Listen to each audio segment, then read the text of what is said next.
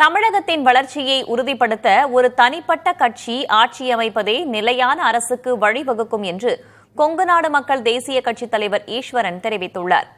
கூட்டணி அமைச்சரவை என்ற பேச்சுக்கே இடமில்லை என்று புதிய தலைமுறையின் செய்தியாளர் வினிஷ் சரவணனுக்கு அவர் அளித்திருக்கும் பேட்டியை வணக்கம் தலைவர் பகுதியில் பார்க்கலாம். இதுவரையில் ஆட்சியில் பங்கு என்ற நிலை எப்போதுமே வந்தது கிடையாது. தமிழ்நாட்டினுடைய வளர்ச்சியை உறுதி செய்ய முடியும்.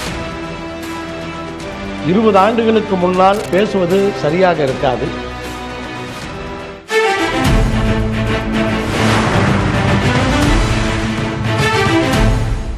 ஆட்சியில் பங்கு அப்படிங்கிற கோரிக்கை இந்த தேர்தலில் ரொம்ப வலுக்கட்டாயமா பல தலைவர்களும் பேசி வராங்க.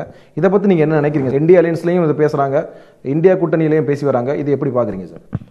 தமிழகத்தை பொறுத்தவரை இதுவரையில் ஆட்சியில் பங்கு என்ற நிலை எப்போதுமே வந்தது கிடையாது. தேவையான தொகுதிகள் இல்லாத போது கூட இங்கே அப்படி ஆட்சியிலே பங்கு என்ற நிலையிலே ஆட்சி நடத்தப்படவில்லை. அப்படி இல்லாமல் தனிப்பட்ட ஒரு கட்சி ஆட்சியை நடத்துவதுதான் ஒரு நிலையான அரசு அமைவதற்கான ஒரு உதவியாக இருக்கும்.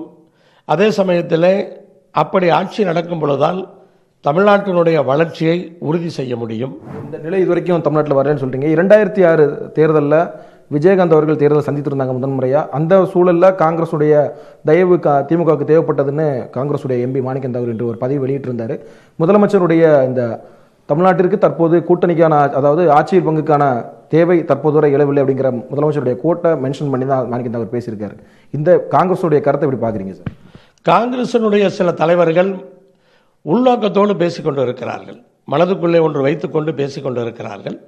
ஒரு தேர்தலிலே அல்லது 20 ஆண்டுகளுக்கு முன்னால் நடந்த விஷயங்களை இன்றைக்கு கோடிட்டு காட்டி பேசுவது சரியாக இருக்காது.